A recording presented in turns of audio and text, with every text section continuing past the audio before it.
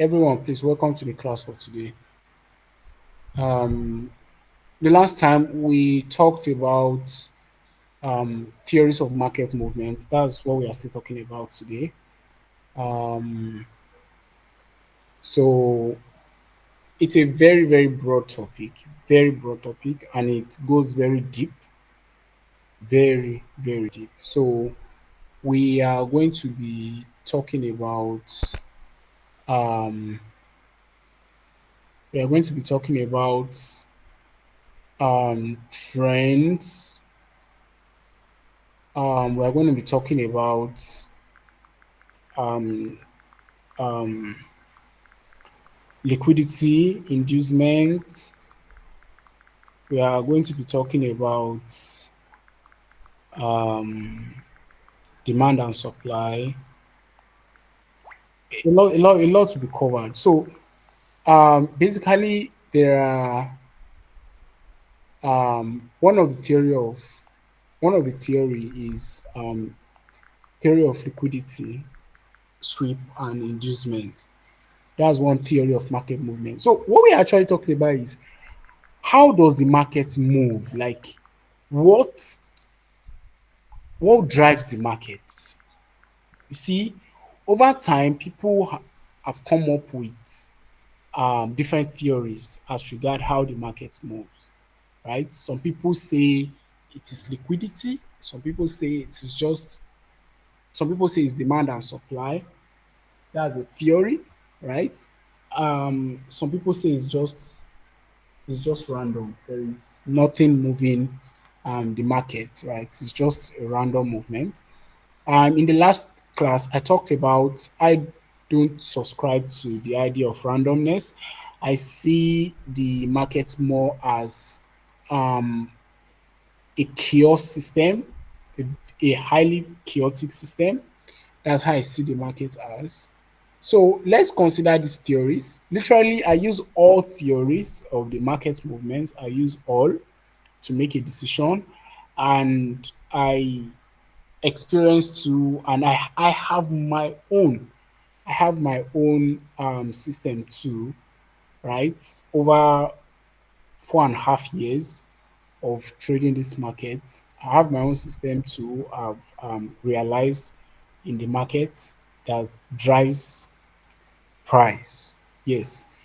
Although that will be really discussed in the professional section because it's a really big one. It's a really big one. You can use it to pinpoint some moments in this chart, and you can use it to make a decision, especially when it comes to big moves. Yeah, when it comes to big moves in the market, yes, you can use it. So that's it.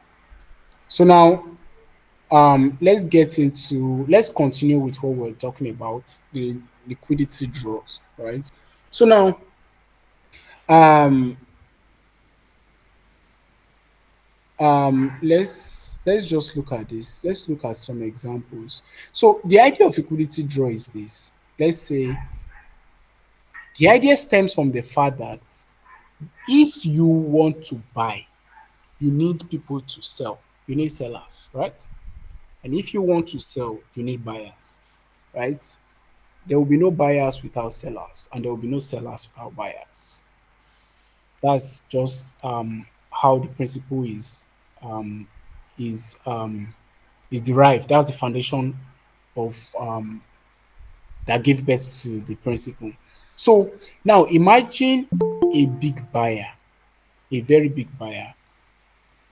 Now, I mean, when I say very big buyer, I mean buyer that has hundreds of millions, or if not billions, that wants to buy into an asset.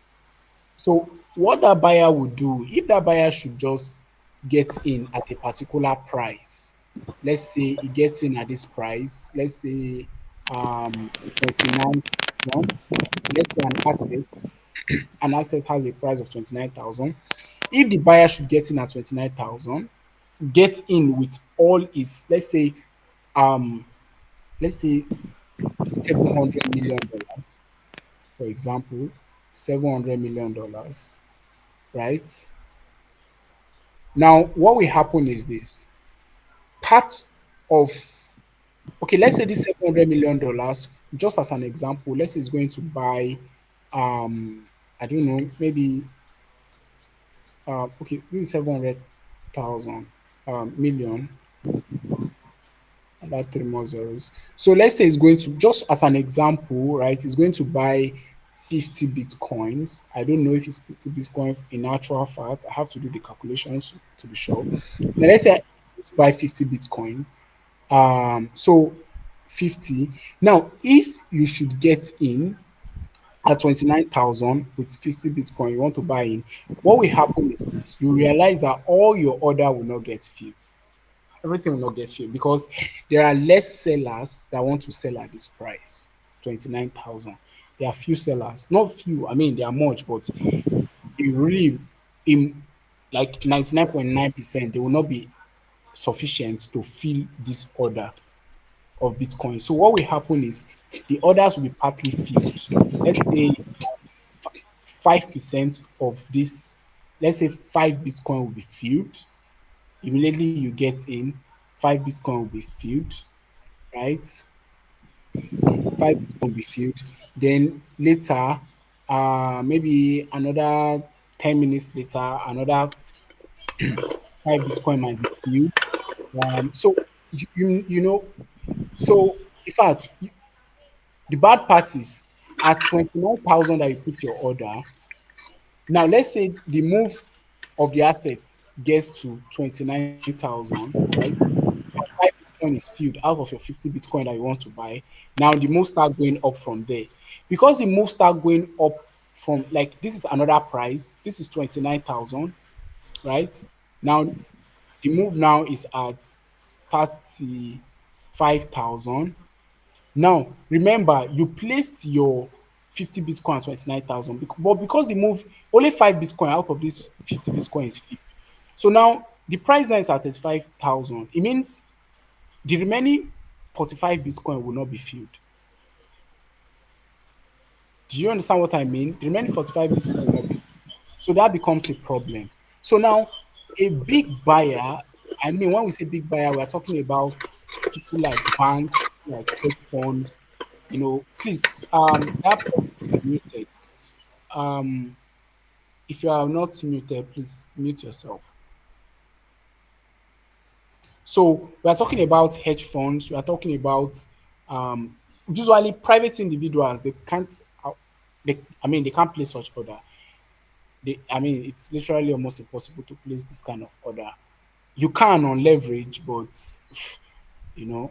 So um, it's even even on leverage, it won't get filled immediately.